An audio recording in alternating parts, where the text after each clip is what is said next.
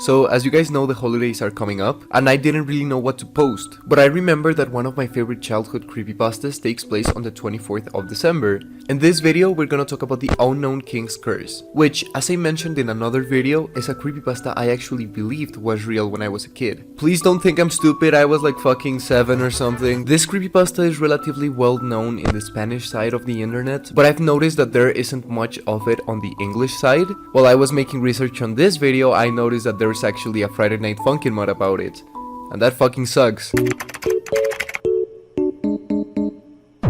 Are you fucking agarrándome para el hueveo? But anyway, one of the main reasons that I wanted to make this video is because you guys loved the previous creepypasta reading video thingy. So as a way of saying thanks for all the support and the almost 500 subscribers, I wanted to make something special. If you like my content, please remember to subscribe, because I don't know if you guys knew, but 97% of the people watching aren't. And who knows, if this channel keeps growing, we might hit 500 subscribers soon, which would be pretty cool. But anyway, enough of that, and let's begin.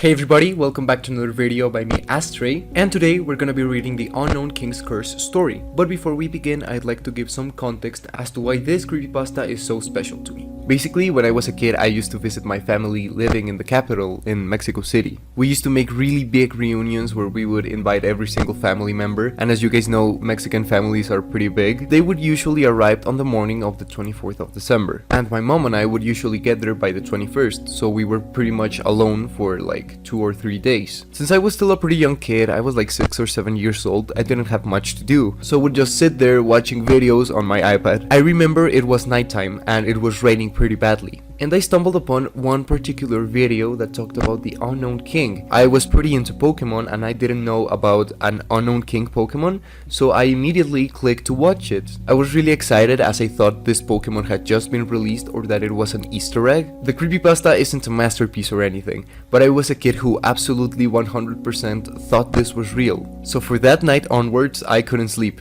because I thought the Unownking would show up and fucking kill me, I guess. But anyway, that's enough context, and let's begin with the story. This story happened to me last Christmas. It was about 11 PM on Christmas Eve. My parents were away from home, as they were busy partying at my grandparents' house. They said that they would not return until Christmas morning. The only reason as to why I did not accompany them was because I was feeling ill at the time. So there I was, sitting alone in my house with a fever of 37.5. I sat there bored. The doorbell to the house suddenly rang out. I wasn't expecting any visitors at this hour, and I was certain that it could not have been my parents, since my grandparents' town was about an hour and a half long drive from where I lived. Along with that, they called me once they had arrived, which wasn't too long ago. I peeked my eye to the peephole of the door, trying to clarify who was there. Yet, strangely, there was no one or nothing. I assumed that it was nothing more than some drunken joker, pranking people on Christmas Eve. I swung the door open, mustering the energy to shout to the open night, when I noticed a strange package in my doorstep. I guess Santa Claus came a day early, I thought to myself. I picked up the package, a bit weary of the fact that someone would take it if I left it out there. Whoever that would be, I held the package gleefully, wondering what waited inside. However, my mood sank a bit once I had gotten a better look at it. Bringing it inside, I opened the package up, and found a small envelope inside, which read, "Keep this. I don't want this anymore," next to a copy of Pokemon Silver. It was a shame that someone would simply give away something like this, especially if they had grown out of it, but my dampened mood did not linger for very long, as at the time I was still excited. I remember having good memories with the original Pokemon Silver, even though my Game Boy's internal battery drainage made it impossible for me to save progress. I grabbed my old Game Boy Advance SP, popped the cartridge, and started the game up. Though, once the game had started, I noticed that there was a bit more to the envelope that accompanied it. Inside, I found a little note displaying instructions that I had to follow. Even to this day, I've kept the note around, along with that horrid cartridge. It read, "Hello. If you're reading this, then it is because you now hold my copy of Pokemon Silver, since I had given it to you. I ask you to please continue the game to the point that these steps guide you.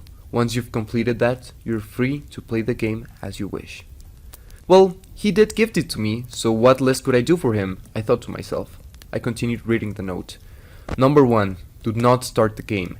Continue off my saved file. I have captured the 3 legendary dogs, and I have given the GS ball to Caesar. As soon as you talk to him, you can capture Celebi. Apart from Celebi, I have already captured 248 Pokemon, excluding Lugia and Ho-Oh. Please capture them and complete the Pokédex. Lucky me, I exclaimed. He had served me practically everything on a gold platter, or rather, a silver platter. I had never witnessed a complete Pokédex before, so I went right into finishing it. Before any of that though, I took a quick second to survey the file's data. The trainer's name was Susesh, which I found a bit strange at first, but after this experience, I wish I hadn't learned of its significance. His team consisted of a Houndoom, Lapras, and a Slowbro at levels 63, 32, and 63 respectively. The other half included a Sandshrew, Abra, and a Pidgey at very low levels. I assumed that he was using the XP share for them.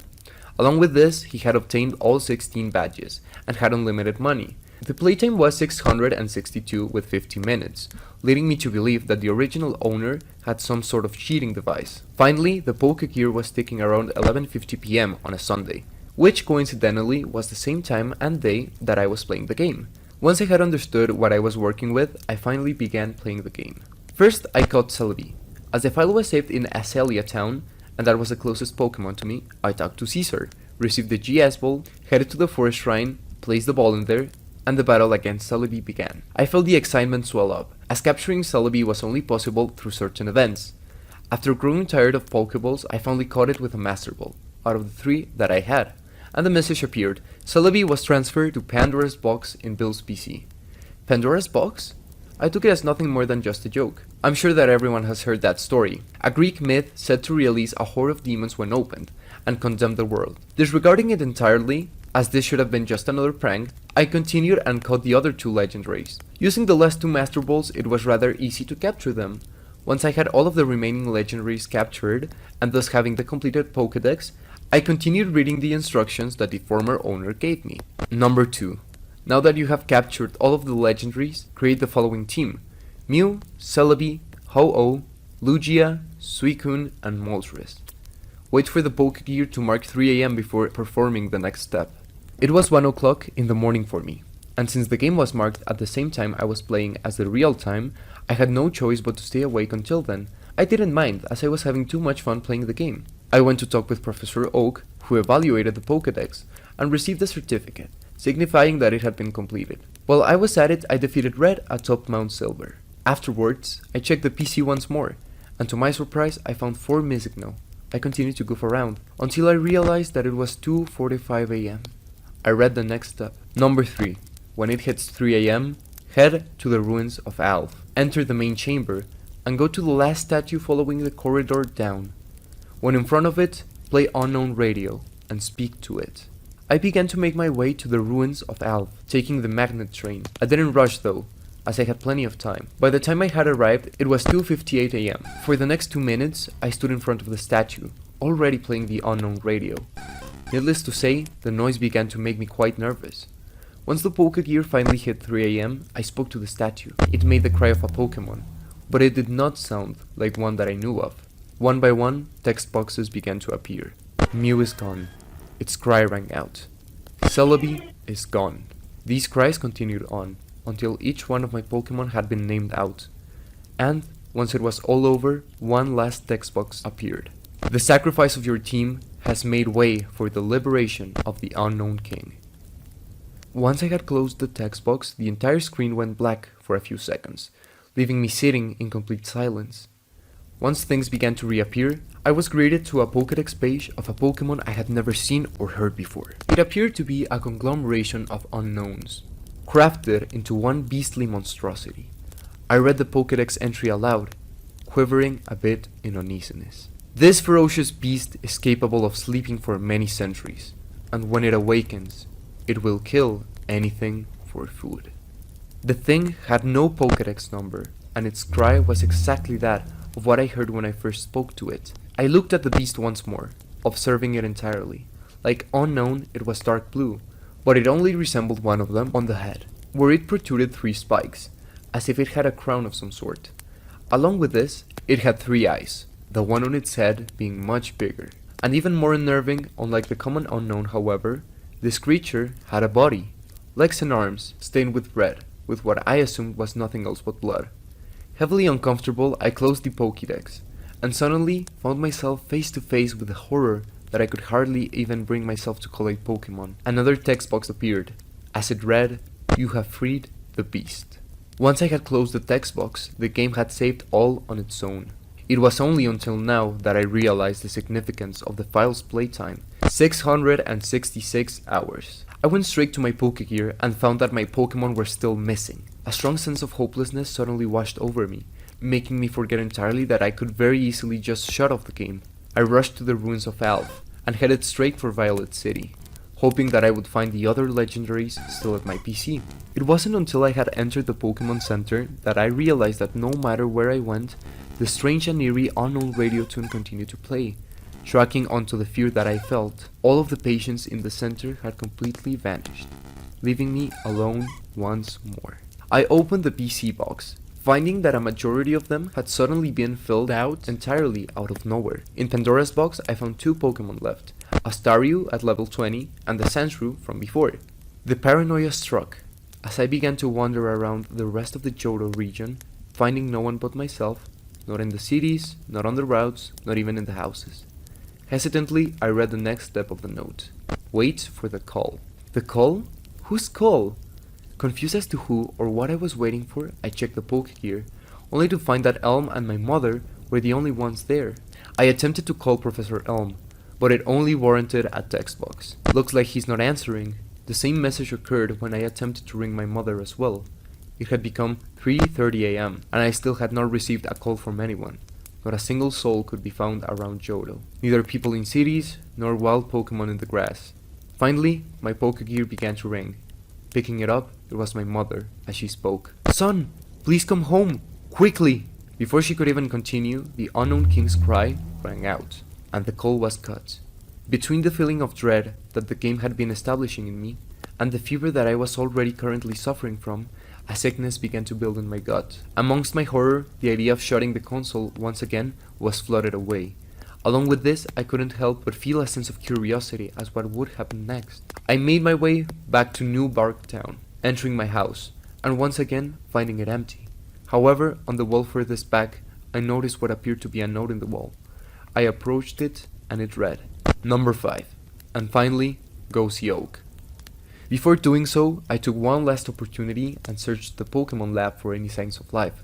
My expectations were exactly as I had imagined. No one was there. Truly, not a single being in all of Johto. With nobody to turn to, I was unable to use the ferry or magnet train.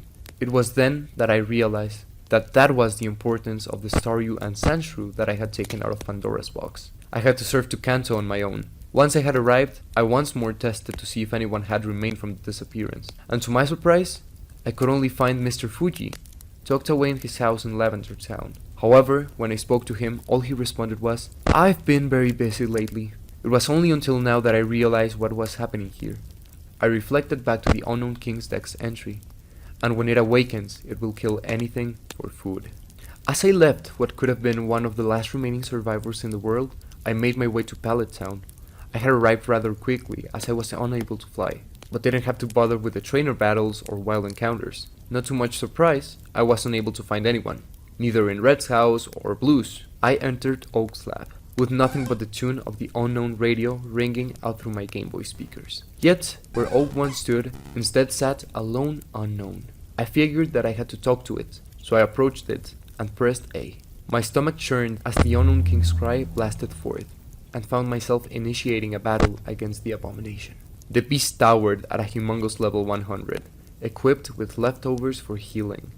It wiped out 2 of my Pokemon in no time, but once my only 2 members were weakened, the battle continued, with my trainer entering the field. I was at level 10, and I already knew that I wasn't gonna be able to do anything against it. Just this once, I thought about turning off the console, but I had felt too faint, as for some reason, I thought better of it. If I had ended it there, then I would have never witnessed something like this again. At the end of the day, it was just a game. What could happen to me? My trainer only knew one move, but he never got to use it, as the Unownking attacked first. It used Bite, and my trainer was defeated. Susish is dead. The screen went black for a couple of seconds, before a sprite of a man dressed in black appeared. Much like how a professor appears at the beginning of the game, he told me the following. "Susish, You just freed the beast and doomed the human race. I couldn't have done it without you.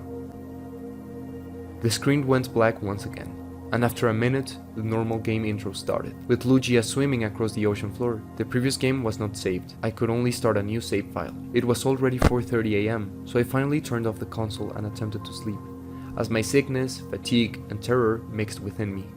The experience still haunted me, granting me the nightmare of being the unknown king, wandering the world for my next victim. I still don't know if this was some sort of morbid joke, or if this was some supernatural phenomenon. But what I do know is that I spent a month without stopping to think about it. My hair stand on end. Even now from time to time, I still had nightmares about it. I am also positive that it was truly satanic from what I experienced. 3 in the morning is Lucifer's time, which was just coincided with 66 hours of play. Susage is Jesus in reverse, and not to mention the release of the beast. Of one thing I'm truly and utterly sure of, having played that game has left me scarred for life.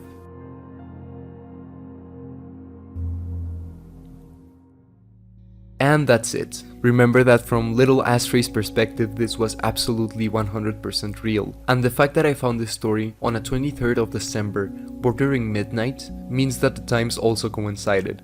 And although I know that the Unknown King is not real, a small part of me relieves the same fear every time I read this story. Thank you all so much for watching, and I wish you a Merry Christmas. See you later, guys.